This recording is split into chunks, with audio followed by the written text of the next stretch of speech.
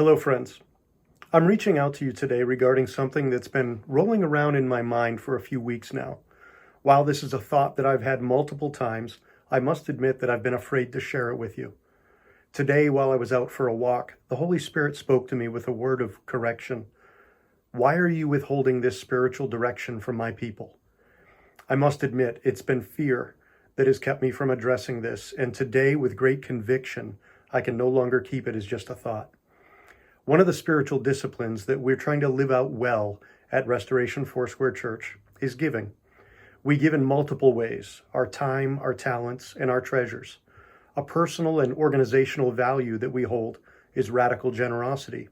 And yet, there are times when I shy away from the subject because I don't want to be misunderstood by people as being about the money.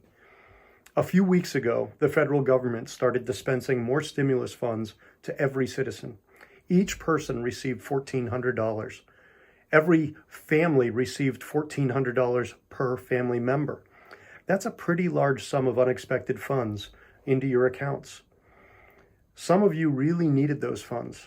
I celebrate that. You have a fresh infusion of funds to help meet your financial obligations.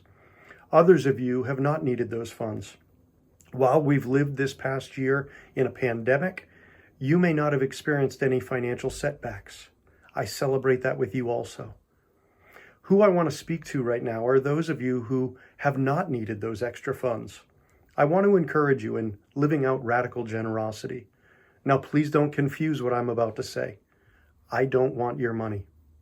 I want to encourage you to live out radical generosity by helping others within our community. Maybe a neighbor down the street from you, people that you know, or people that you've heard of that have needs. Maybe you know someone who's had significant financial needs. They may have lost a job. They could be walking through significant health challenges right now. Maybe a crisis has occurred within their family. How can you utilize the extra funds that you have received in such a way that will bless others? We have a couple people within our congregation that purchase gift cards for grocery stores each month. These gift cards are given to families that still find the task of putting food on their table a challenge.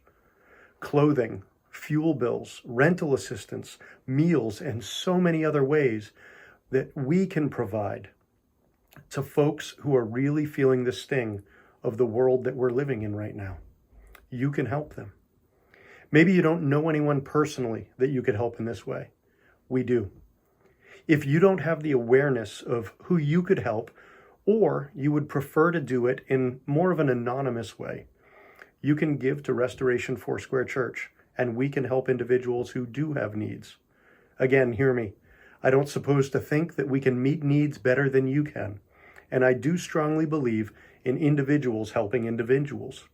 But if you would prefer to have us be a conduit of your blessing, we would be happy to serve you and others in that way. If you would choose to do this, you can give in 3 different ways.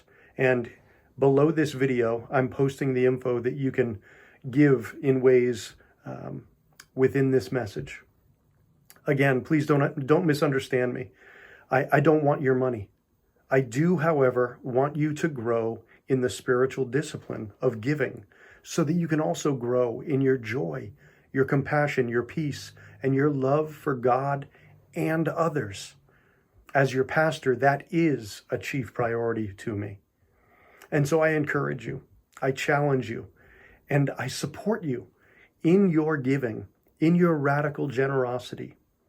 Let's love God, love people, and serve the city in ways that extend beyond just thoughts and prayers.